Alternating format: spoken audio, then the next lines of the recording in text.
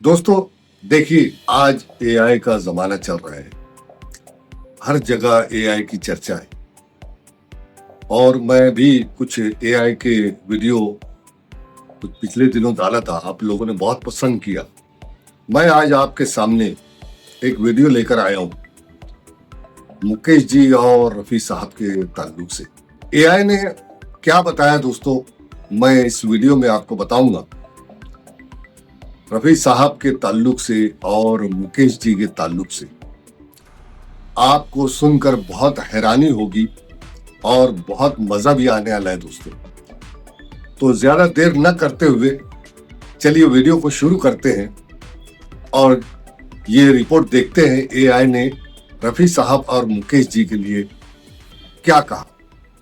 चलिए दोस्तों, स्वागत है। आज हम हिंदी सिनेमा के दो बहुत ही बड़े पार्श्व गायकों की बात करने वाले हैं, मोहम्मद रफी साहब और मुकेश जी।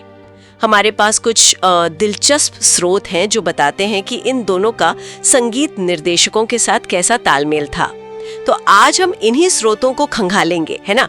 समझने की कोशिश करेंगे कि रिकॉर्डिंग स्टूडियो में क्या होता था, मतलब रफी साहब और मुकेश जी की संगीतकारों के साथ वो केमिस्ट्री कैसी थी।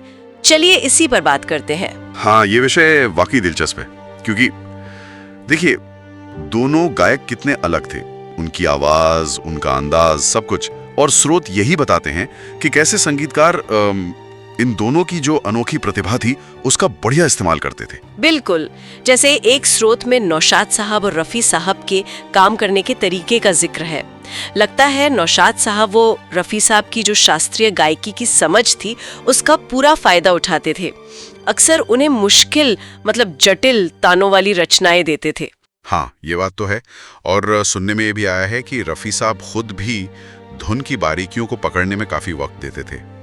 नौशाद साहब के लिए शायद उनकी गायकी में एक अनुशासन था, एक शुद्धता थी, शायद उनकी ट्रेनिंग का असर था ये। अच्छा, और दूसरी तरफ मुकेश जी, स्रोत बताते हैं कि शंकर जयकिशन जैसे संगीतकार उनकी आवाज की वो जो एक स्वाभाविक सी सादगी थी ना, और दर्द, उसको उभारने पर ज्यादा ध्यान देते थे, खास तौर पर जब वो राज कपूर साहब के लिए गा रहे होते थे। सही कहा।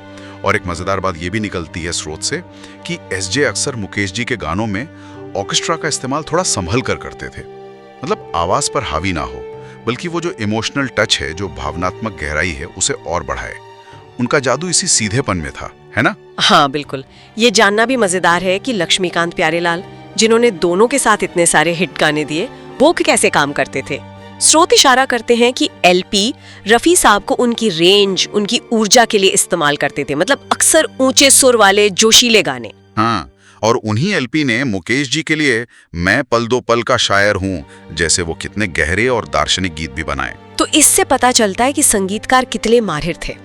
गायक की क्षमता और गाने का मूड, उसके हिसाब से वो अपना नजरिया बदलते थे। स्रोत बताते हैं कि एलपी की जोड़ी वो दोनों गायकों की ताकत को बहुत अच्छी तरह समझती थी। एसडी बर्मन का भी जिक्र है स्रोतों में। दादा बर्मन ने कैसे इन दो बिल्कुल अलग आवाजों को एक ही फिल्म में इस्तेमाल किया, कमाल था वो। कभी कभी तो बिल्कुल अलग किरदारों के लिए। बिल्कुल, सुनने में आता है कि दादा बर्मन गीत के सिचुएशन और किरदार की साइकोलॉजी को बहुत अहमियत देते थे। रफी साहब की आवाज जैसे देवानंद के रोमांटिक अंदाज पे जमती थी, हाँ, तो वहीं मुकेश जी की आवाज अक्सर जिंदगी के वो जो गहरे सवाल होते हैं या टूटे दिल की आवाज बनती थी।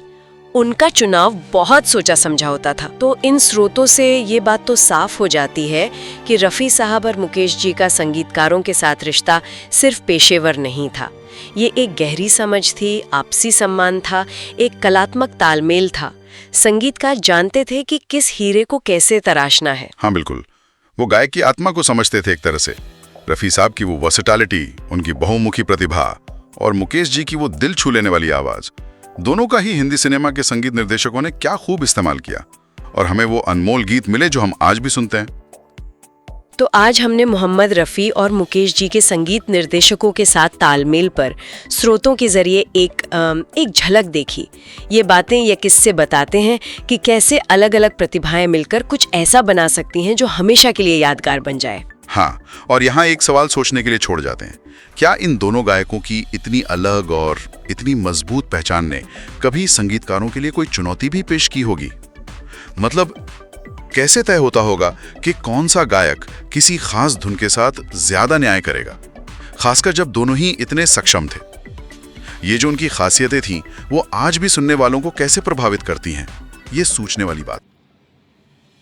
तो देखा दोस्तों आपने, एआई ने रफी साहब और मुकेश जी का संगीत तालमेल जो बताया, सदियों तक उनका नाम लिया जाएगा और आज भी नौजवान भी उनका नाम लेते हैं, रफी साहब और मुकेश जी का।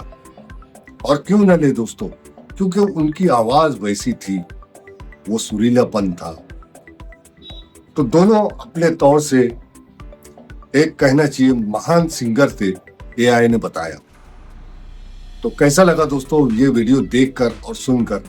उम्मीद है कि ये वीडियो आपको पसंद आया होगा। तो रफी साहब और मुकेश जी के लिए एक लाइक तो बनती है दोस्तों। चलिए मिलता हूं दोस्तों अगले वीडियो में, तब तक के लिए जय हिंद।